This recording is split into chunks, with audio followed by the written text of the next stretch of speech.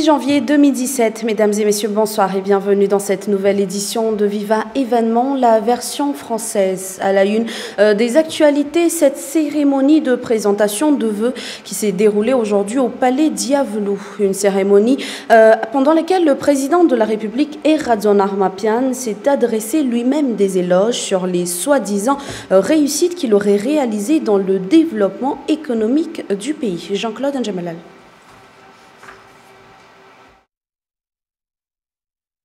Lors de son discours à Yavelou aujourd'hui, le chef d'État n'a pas omis de se jeter des fleurs. Il est satisfait du développement économique de Madagascar, déclare-t-il. La vie du peuple malgache lui importe donc peu. Il est persuadé que le pays avance vers le développement, d'après ses dires. Pourtant, il n'a pas osé se justifier sur les belles promesses qu'il a faites, comme la suppression du délestage, car pour lui, les responsables restent et demeurent toujours ses prédécesseurs. Il a renforcé cette affirmation et nie toute responsabilité sur ce problème. Il a également jeté la faute sur les entités diverses, comme quoi ce seraient ces entités qui nuiraient à l'image du régime actuel. Cela signifie que l'image est bien plus importante que le règlement des problèmes existants. Le chef d'État blâme également les critiques émanant de l'opposition, car elles empêcheraient de voir le réel développement apporté. Des thèmes relevant de la démagogie ont également été réitérés, comme le renforcement de l'union, ou encore la réconciliation nationale, alors que tous sont conscients qu'il est l'élément empêchant tout cela. N'oublions pas le pacte de responsabilité qui serait déjà entre ses mains, mais nul ne sait où en est ce pseudo-pacte actuellement. Bien évidemment, les belles promesses en l'air n'ont pas été absentes du discours, comme la mise en place de nouvelles infrastructures. Des infrastructures, dit-il, qui ne seront palpables qu'après plusieurs années, ou encore les canaux d'irrigation qui vont servir pour des hectares de terrain dans le sud. Il a d'ailleurs omis de préciser que ce projet avait déjà été engagé par la transition en 2012.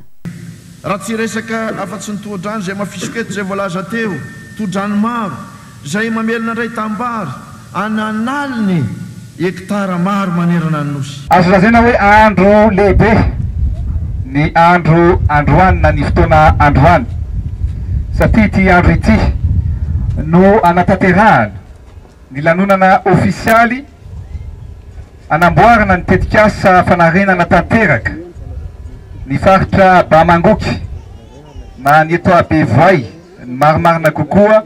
Le discours du président Erazon Armapian est quasi similaire à ceux qu'il a déjà tenus auparavant.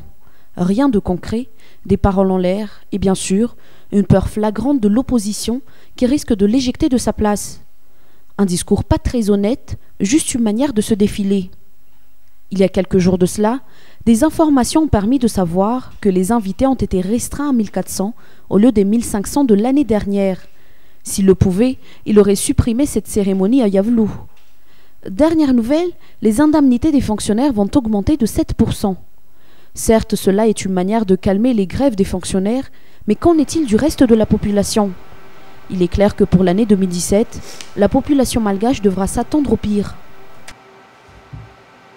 L'association Wake Up Madagascar a tenu une manifestation pour se révolter contre les invitations lancées par la présidence à l'adresse de ses 1400 convives pour participer à un méga banquet aujourd'hui à Yavelou à l'occasion de cette traditionnelle cérémonie d'échange de vœux avec le corps diplomatique et les corps constitués. La manifestation a pour but de condamner les dépenses folles et inappropriées de l'État qui ose faire et paille alors que le Sud vit depuis des mois dans la famine et que le peuple subit une situation de pauvreté extrême, déclare le Wake Up Madagascar. Djeranji Amar et Yves Janel.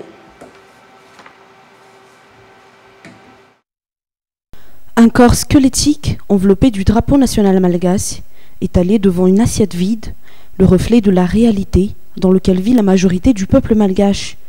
C'est ce que l'association Wake Up Madagascar a exposé ce jour à Tanarine pour rappeler que des millions de Malgaches dans toute l'île vivent dans la famine et ne mangent pas à leur faim. Si l'on ne parle que des 1 400 000 hommes, femmes et enfants dans le sud, victimes de kéré et qui sollicitent de l'aide chaque jour que Dieu fait. La terre entière en est même consciente, mais les dirigeants malgaches ferment les yeux sur leur cas.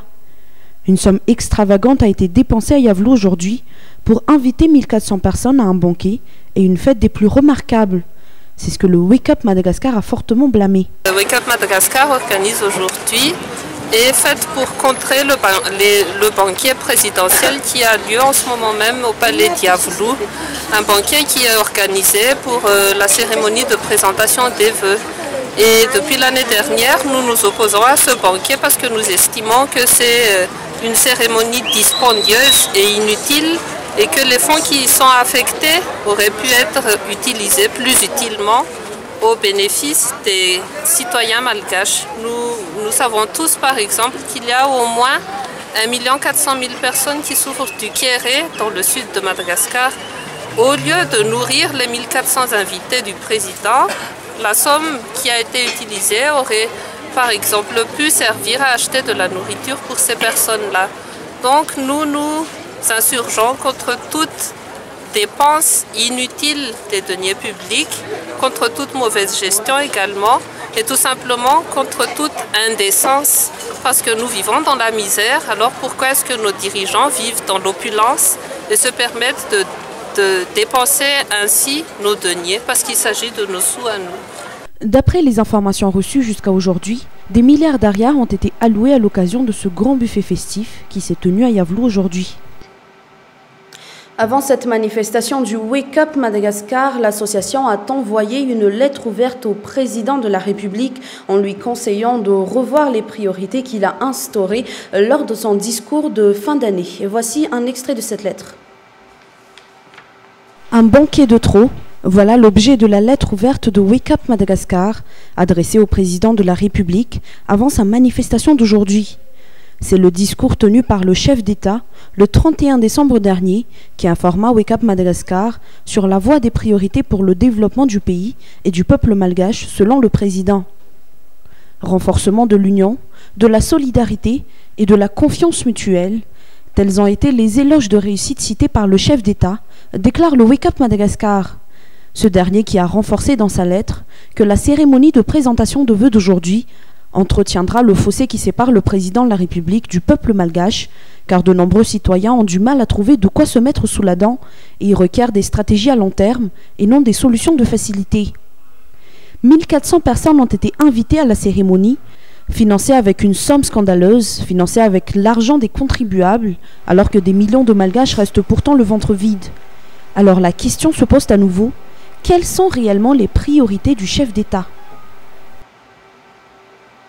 Revenons maintenant à une des actualités phares de cette semaine, l'affrontement qui s'est tenu mercredi entre le Fuknul de Betzizaren et ceux qui déclarent être propriétaires des terrains. Un comité de vigilance composé de membres du Fuknul a été instauré sur les lieux après cet affrontement. Hier soir, nos journalistes Anessou et Touvra Koutenjavoun se sont rendus sur les lieux. Bâton et hache, voilà ce qui a été vu entre les mains du Fuknul de Betzizaren. Après les émeutes de mercredi dernier, le Fuknul ne dort plus sur ses deux oreilles. Les hommes sortent pour patrouiller aux alentours. Nous gardons les lieux en cas d'attaque.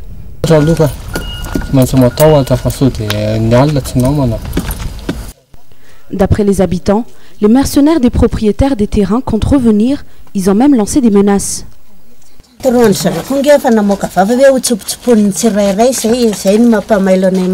nous ont déjà menacés. Nous espérons que les dirigeants interviendront dans cette affaire. Ils ont de l'argent et ils sont même persuadés d'être au-dessus de la loi. La guerre foncière de Betzizaren est encore loin d'être réglée. Plus de 200 personnes risquent de perdre leur toit et elles se sentent impuissantes. Ceux qui ont de l'argent profitent de notre situation et ils affirment être proches de quelqu'un à Yavlou. C'est pourquoi ils n'ont peur de rien, ni de personne. C'est ce qu'ils disent. Nous demandons aux responsables de voir notre cas de près. L'affaire est entre les mains de la justice. Ce sera demain qu'une réunion générale se fera entre les membres du Fuknul pour déterminer les étapes à suivre. Passons maintenant aux actualités internationales. La Russie a voulu influencer les élections présidentielles américaines de novembre. C'est en tout cas ce qu'ont affirmé les chefs du renseignement américain lors d'une audition au Sénat. Pour eux, la Russie a délibérément cherché à interférer dans l'élection américaine. Le président américain élu, Donald Trump, continue quant à lui de nier la responsabilité de Moscou et il doit être briefé aujourd'hui et prendre connaissance du rapport censé rassembler les preuves. France 24. Les renseignements américains en sont sûrs. Des hackers russes ont bien piraté des données du Parti démocrate pendant la campagne présidentielle, puis ils les ont transmis à Wikileaks. La Russie a clairement mené des cyberattaques agressives et des opérations d'espionnage. Elle a laissé filtrer les données volées par ces opérations et a ciblé des systèmes et des infrastructures. James Clapper, le directeur du renseignement national, maintient ses accusations devant les sénateurs. Pour John McCain, à l'origine de cette audition, il est urgent que les citoyens américains soient alertés. C'est un acte de guerre. L'espionnage est un acte de guerre, ce qui ne veut pas dire que nous allons entrer dans un conflit ouvert. Même si ce qu'il s'est passé peut être défini comme un acte de guerre, ça ne veut pas dire que nous devons y répondre par la violence. Ces accusations ont mené la Maison-Blanche à sanctionner la Russie fin décembre, notamment par l'expulsion de 35 diplomates. Ces dernières semaines, de nombreuses dissensions sont apparues au sein du Parti républicain sur ces sanctions, avec d'un côté ses partisans comme John McCain et de l'autre, Mitch McConnell, le chef de file des républicains au Sénat qui est clairement opposé. Donald Trump, lui, a toujours douté de toute intervention russe dans ce dossier. Fervent partisan d'un rapprochement avec Moscou, son scepticisme sur les services de renseignement l'a mis en porte-à-faux avec beaucoup d'élus républicains. Donald Trump va donc rencontrer vendredi les patrons des services de renseignement américains. Au programme, la présentation du rapport sur les interférences qui auraient été commises par la Russie dans le processus électoral américain. Et toujours aux États-Unis, la Chambre des représentants a condamné à une très large majorité la résolution votée le 23 décembre dernier au Conseil de sécurité de l'ONU sur la colonisation israélienne. La majorité républicaine a été quasiment unanime et une majorité du groupe démocrate a également voté pour. Cette résolution qui condamne la colonisation à Jérusalem-Est et dans la Cisjordanie a pu être adoptée grâce à l'abstention des États-Unis sur l'ordre de Barack Obama. La chasse à l'homme se poursuit en Turquie pour retrouver le terroriste qui a fait 39 morts dans une discothèque d'Istanbul le soir du Nouvel An. Le pays est en alerte. Hier, c'est une voiture piégée qui a explosé devant le palais de justice d'Izmir, une station balnéaire sur la mer Égée. On compte au moins 2 morts, dont un policier et 6 blessés. France 24. Voici ce qu'il reste de la voiture piégée. Selon les premiers éléments de l'enquête, le véhicule blanc ici sur ces images de surveillance cherchait à forcer un barrage de police situé devant l'une des entrées du palais de justice. Après un court échange de tirs, l'un des assaillants a déclenché la bombe. Les terroristes auraient cherché à fuir avant d'être abattus par les forces de l'ordre. Un policier et un huissier du tribunal ont été tués, plusieurs personnes sont blessées. Pour l'heure, l'attaque n'a pas été revendiquée, mais les enquêteurs semblent privilégier la piste des Kurdes du PKK. Selon le gouverneur d'Izmir, les terroristes prévoyaient une attaque bien plus importante.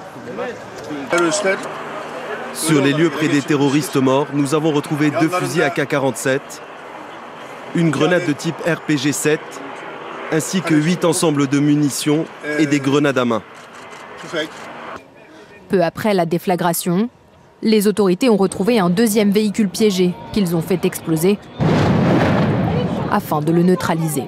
Selon l'agence de presse Anatolie, un 3e homme serait toujours en fuite. L'attaque intervient alors que les autorités sont toujours à la recherche de l'auteur de la fusillade du Nouvel An, qui a fait 39 morts dans une boîte de nuit d'Istanbul.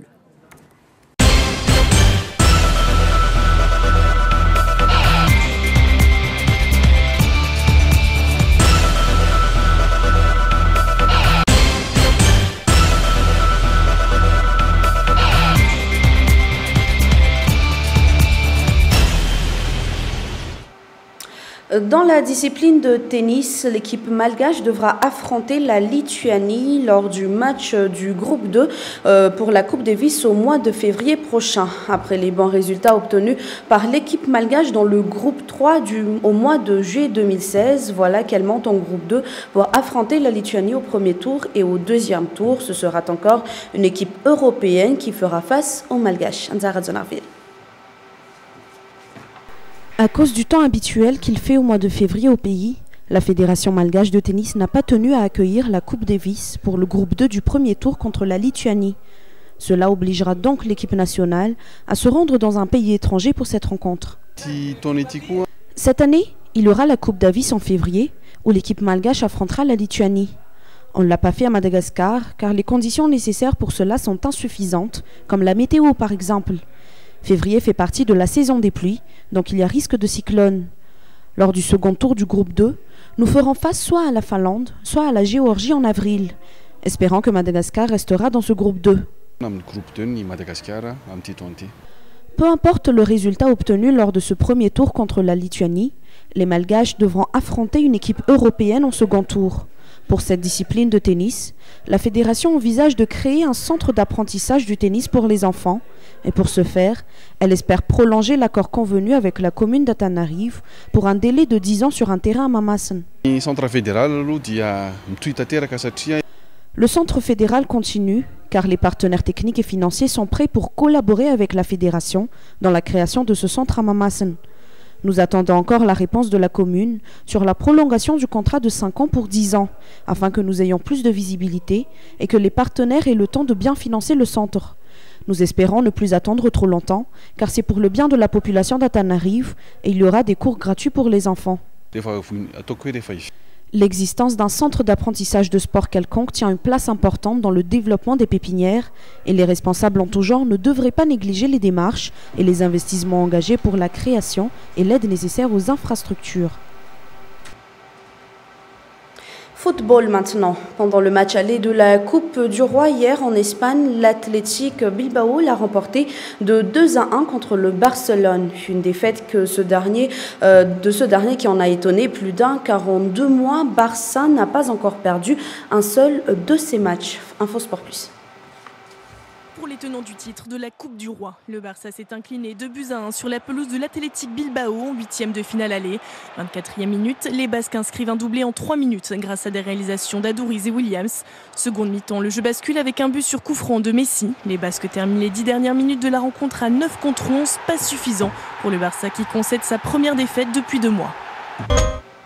Toujours dans cette page de football, c'était hier que la CAO, Fédération africaine, avait annoncé le nom du meilleur joueur africain de la saison 2016. Il s'agit de Riyad Mahrez, originaire d'Algérie et joueur du club de Leicester en Angleterre. Toujours avec les images d'Infosport Plus. Riyad Mahrez, meilleur joueur africain de l'année. Après avoir été élu meilleur joueur de la Première Ligue en avril dernier, il a été désigné Ballon d'Or africain 2016 ce jeudi soir à Abuja au Nigeria. Il devance Pierre-Emerick Aubameyang, vainqueur l'année dernière, et Sadio Mané. Sans surprise, l'Algérien remporte une nouvelle récompense après avoir réalisé une incroyable saison l'année dernière avec Leicester. 17 buts, 11 passes décisives et un titre de champion d'Angleterre. Et comme toujours, ce sont les actualités sportives qui clôturent l'édition de Viva Événement. Je vous remercie de l'avoir suivi jusqu'à son terme. N'oubliez pas la suite de votre programme sur Viva. Moi, je vous souhaite une excellente soirée. Au revoir.